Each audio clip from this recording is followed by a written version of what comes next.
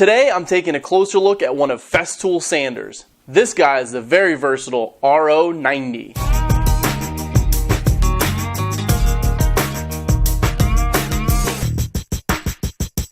Now inside this sustainer is the RO90, which is a 3-inch sander. But don't let the size of the head fool you. This guy is really versatile, includes quite a few features that makes it applicable in a variety of situations. Let me go ahead and show you what's included in the box, and then we'll walk through some of the features found on this sander. The RO90 comes in a T-lock sustainer. Simply rotate and lift it up. And inside we find the sander itself, of course, the plug-it cord, the manual, which walks through the use, changing the pads, etc. The Delta pad, which is a triangular pad for getting into the corners. And then a variety of sandpapers are included to get you started. Also on the sander itself is the edge protector, which of course can pop off and is useful for going right up along an edge. The edge protector will slide along an edge so that your sandpaper won't mess up the wall or that 90-degree edge. On the sander itself is an on-off switch right here at the top, and then a selector here for rotex mode or eccentric random orbit mode, or the Delta pad, and I'll get into changing over to the Delta pad. Moving along the back, on the underside here is a dial for speed setting. There's speeds 1 through 6, easily identifiable there on that dial. And then of course at the back is a place for the plug-it cord right there, which slips in and twists to lock that cord into place. And right beneath that for the dust extraction. And this fits a 27mm Festool hose. At the front and underside we've got the edge protector, which easily pops on and off. And then the fast fix-it pad here on the bottom with the dust extraction holes, where you can simply just put your paper on, slap it down, and you're ready to go. And changing paper is of course a breeze. Now to change over to the Delta pad, which is really cool. One of the best features about this is this corner pad that can get you right into the very corners of stair treads or windows or anywhere inside a cabinet where you've got a 90-degree corner coming together. This point can get right in there. To switch over to that pad is really easy. Simply change this over to the Delta setting right there, flip it over, and just rotate it counterclockwise until it clicks, and then give it a twist, and that just pops right off. Then you grab your Delta pad and line it up like so, and then it's going to twist clockwise until it's on right there, and it clicks in place with this green tab popping out. To get it back off, simply push in the green tab, slide it over, a little bit of pressure, slide it over, there it goes, pops off. And of course you can put your pad back on clockwise, and there it goes.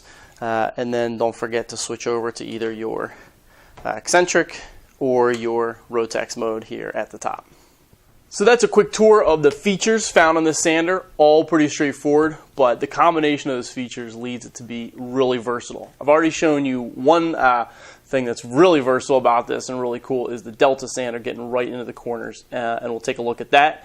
The other thing that I wanted to show you is the rotex versus the eccentric or random orbit in action, and show you just how cool this is from this sander being used all the way from really rough work and refinishing all the way through to fine sanding and polishing.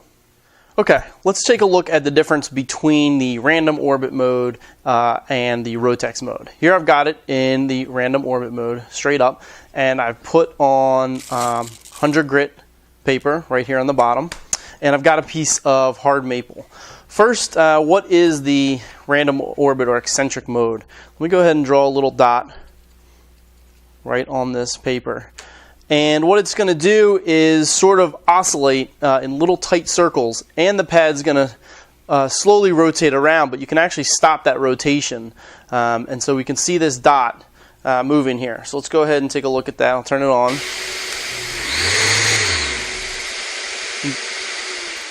And you can see that dot making tight little circles. And if I put my thumb on the pad, I can stop the pad from rotating around. Of course, the rotation helps it be even more random. Rotating around, we want to keep that. But you can put a thumb on here, and it's going to stop that rotation. And that is just the eccentric mode.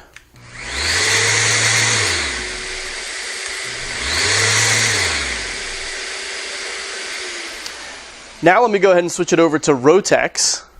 Now what's going to happen is you're going to get that same sort of eccentric motion, but also this pad is going to spin around, making it much more aggressive. And if I put my thumb on there, I won't be able to stop it from spinning.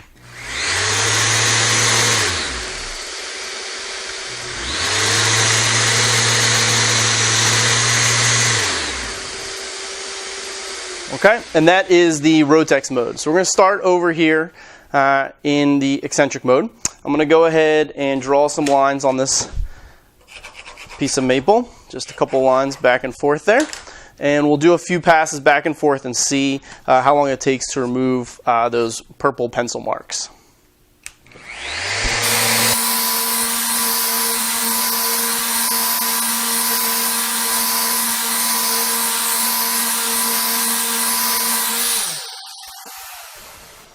Okay, so that was 10 passes back and forth and pretty much got them removed. Not all the way here and here, but pretty much I got those removed. So I'm going to go ahead and draw the same lines again. Do it pretty much exactly the same. Nothing really different. Just the same kind of lines that I just drew before. And we'll see how many passes it takes to go ahead and clean it up in the Rotex mode. So I'll switch it over here to Rotex. Same exact paper, just using 100 grit, and we'll give this a shot.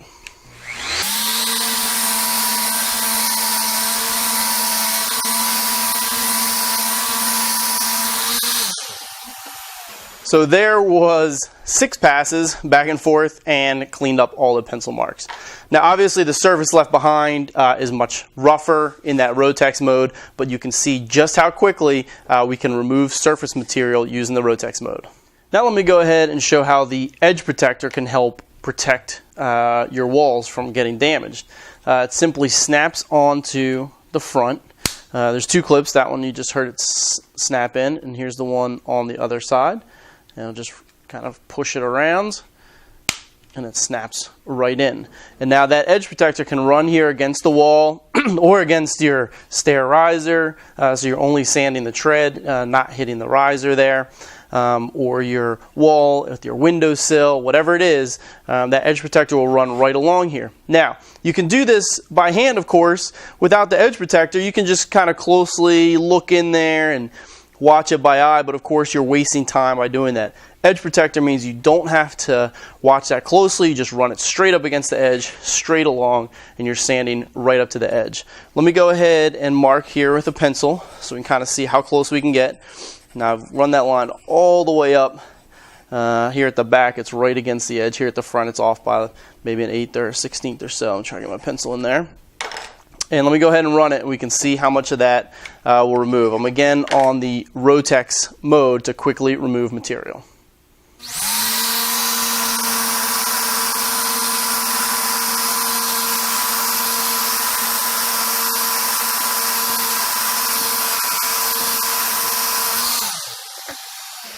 So you can see here at the front, I got rid of that whole line. That was about maybe a 1/16 away. Here at the back, I didn't run all the way up into the corner, but definitely got really close. So if you want to get right up to the very corner, of course, you will have to finish it off by hand, but this gets you to within about a 1/16 of the wall. Now, of course, say we want to get right into the corner. You can do that with the delta pad, which ends in this triangular point. So again, I'll mark a little bit of hard pencil in there. I've got it set on the delta for this pad here at the front so we can get all the way into the corner.